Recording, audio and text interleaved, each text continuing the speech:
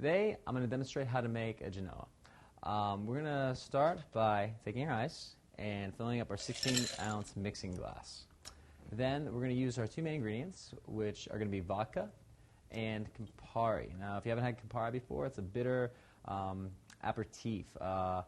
Really goes well with orange juice, but other than that, a lot of people just drink it neat. So we're going to go 2 parts of vodka to 1 part of Campari.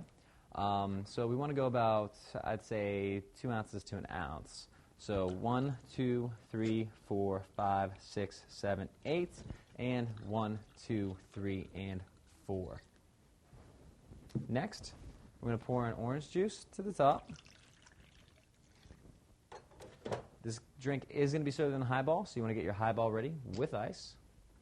And then you're going to mix and shake your ingredients. Always shake ingredients really well. You want to blend all of those flavors together. And then simply strain directly into your highball. And look at that color. It's absolutely beautiful. What a great drink. Your Genoa, a drink you'll undoubtedly enjoy.